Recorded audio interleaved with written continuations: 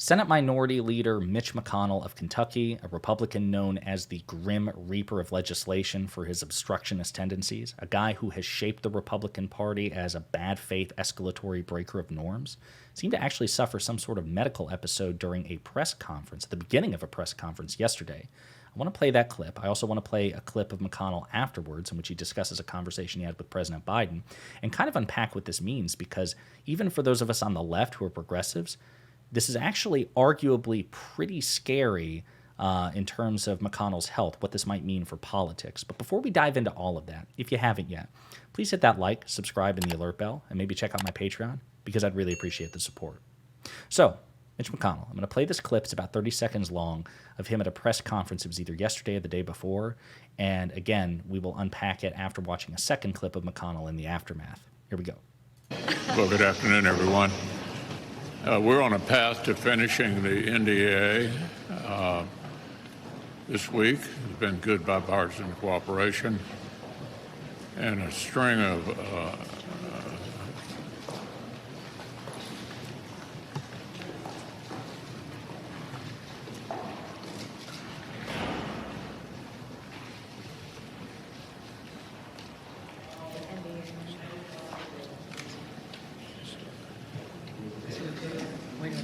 Are you good, Mitch? Okay, Mitch? Just checking. Anything else you want to say, or should we just go back to your office? Do you want to say anything else to the press? Go ahead, John. I'll take it. Let's go back to you. Go ahead, John.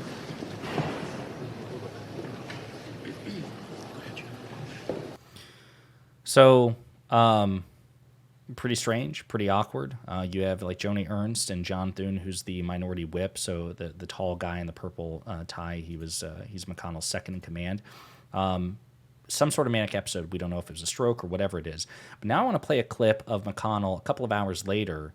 We'll play this clip. It's very short and unpack it. well, the president called to check on me. I told him I got sandbagged. Oh, nice. How are you feeling now, sir? How are you feeling now? I'm fine. Have you? Okay, so he said that he got a phone call from President Biden and that he joked that he got sandbagged, which, if you recall, that is what President Biden said after he tripped over his sandbag a couple of months ago, and it was all over the news. It was an ill-placed sandbag during some sort of like naval or Air Force presentation. Biden had been speaking for hours at a podium, had his aviators on, it was bright, didn't pay attention, tripped over a sandbag. And in the aftermath, Biden said, "I got sandbagged." So it's kind of good humor from McConnell.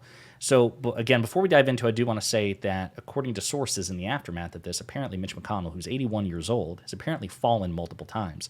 And a couple of years ago, either a year or two ago, there was like reporting, and we saw pictures where McConnell's hands seemed to like get necrotic, right? So there have been reports circulating about his health for some time. Now, the only reason I'm bringing this up is usually I don't weigh in on people's health for a variety of reasons, right? Because certainly for progressives, it really only matters to me if it somehow makes them incapable of doing their job. So when Dianne Feinstein, the senator from California and member of the Judiciary Committee, was waylaid with health issues, it was a problem for me. And again, not to sound like a monster, I mean, obviously, person to person, you feel bad and you hope that they recover. But in terms of the broader political implications, if a person is not in great health, it doesn't really matter to me unless it obstructs them from doing their job. In the case of Dianne Feinstein, that's exactly what happened. Now, Mitch McConnell is a Republican. He is a Republican who has helped make the Republican Party what it is today. I would argue that he took over. I mean, he's been in the Senate for decades, but if you look at the trajectory of the modern Republican Party, to me there are three seminal figures in terms who are the shaping influence. So you have Newt Gingrich, who was he was not in the Senate. He was a member of the Republican House of Representatives. He was Speaker of the House for some time, and he basically set himself up opposite Bill Clinton, President Clinton, and became this reactionary, obstruction-based politics. He really wasn't interested so much in responsibly governing. He was just trying to check Clinton. So he, in my opinion, is the progenitor of the Republican Party that we know today as this obstructionist, contrarian, anti-democratic party. Then Mitch McConnell in the Senate took that playbook and ran with it after Barack Obama became president, right? And if you remember, McConnell famously said he wanted his number one mission was to make Barack Obama a one-term president. So that meant trying to obstruct everything that Barack Obama wanted to do, even if it was bipartisanly popular, even if it enjoyed, widespread support from the American people. It didn't matter because the politics were to just make this man a failure so he will lose re-election. Now, McConnell failed, but we saw McConnell, because Obama was reelected in 2012, but McConnell continued with that obstructionist tendency, and he became known as the Grim Reaper of legislation because bills would pass the House, often with bipartisan support, and they would just die in the Senate because, again, McConnell wasn't interested in giving Obama victories. And to some extent, we've seen that a bit under President Biden, not quite as much. So the bottom line is Mitch McConnell is, in my opinion, just a bad person. He really is. He is a bad person. He has eroded Senate norms and good faith. He's a part of the. My God, look what he did to the Supreme Court. The Supreme Court and federal judiciary are the way they are today, at least as much because of Mitch McConnell as Donald Trump. Right? Mitch McConnell stole a Supreme Court seat from Barack Obama. Didn't even have a hearing. It'd have been one thing if you had a hearing for Merrick Garland in 2016 and Republicans simply voted against him. They would be exercising a perfectly fair prerogative, even though Merrick Garland was eminently qualified to be a Supreme Court justice. But they didn't even do that because they knew if Merrick Garland got a hearing, he was respected enough that he would curry enough votes to be confirmed. So McConnell just didn't have a confirmation, sat on it for 11 months, invented this new rule where we don't have Supreme Court confirmation hearings or nomination hearings during an election year, then broke his own rule in 2020 under Trump. Just a bad faith operator through and through. He's a bad person.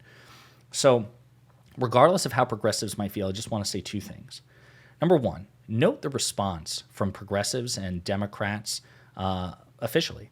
They are not celebrating this for the most part. You'll find people on Twitter who are doing so, but I've seen, liberal and progressive news commentators and political commentators and certainly Democratic politicians, express well wishes for Mitch McConnell, okay? But think of how Republicans and conservatives reacted when it was John Fetterman, the Democratic senator of Pennsylvania, with his medical episodes. They often celebrated or mocked him. Or what about, again, if President Biden trips or has a senior moment? They often mock him and disparage him. Again, note the double standard of civility there. Democrats and the left, generally speaking, are civil and polite when bad things happen to Republicans in that way, but Republicans never reciprocate. And note, again, McConnell got a phone call from President Biden. President Biden reached out to a man who has helped obstruct his agenda just to check in on him. Did Donald Trump do that with Mitch McConnell? They're members of their own party. Probably not. As a matter of fact, Donald Trump is probably very happy that Mitch McConnell had this medical episode. Okay, so just note the double standard because this needs to be noted again and again and again and again and again. Democrats and the left are not perfect, but generally speaking, Democratic politicians and liberal and leftist political commentators are infinitely more humane and empathetic and compassionate than their Republican and conservative counterparts, number one. And then the last thing I want to point out is that while it might be tempting to at least publicly celebrate whatever sort of medical misfortune Mitch McConnell is experiencing right now, at the end of the day, even if you despise the man, even if you regard him as a terrible person, and I do think he's a terrible person, also note that in some ways, Mitch McConnell has tried to be, as weird as this sounds, a bit of a sanity check in the Trump era of the Republican Party. Now, he has failed time and time again, and he has cynically exploited Trump for his own gain, and he's partially responsible for the grip that Trump has on the Republican Party because he didn't go far enough in trying to stop it early on.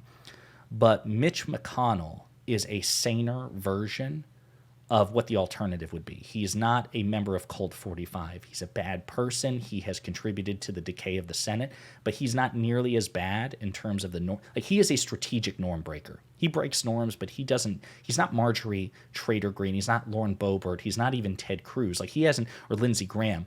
He hasn't drunk the Kool-Aid in a way that they have.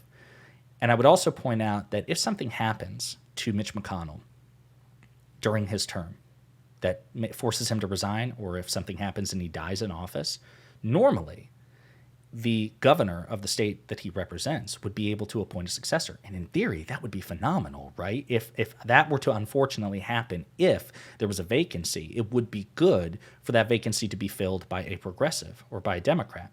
And Andy Beshear is the Democratic governor of Kentucky. So you might be thinking, gosh, if the worst happens, maybe in the long run, the Democrats could come out ahead.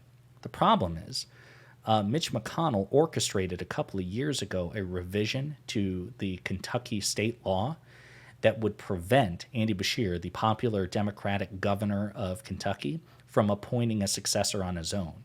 He would basically be given a list by the Republican supermajority state legislature, the General Assembly of Kentucky, and then he would get to choose of a cherry-picked list of Republicans. Okay, so basically, they handcuffed Andy Beshear, expecting that something like this might happen. So those of you who think, well, Mitch McConnell could be replaced with a Democrat, not likely. So anyway, before you celebrate, just consider the potential political implications of a McConnell-less Senate in today's political climate.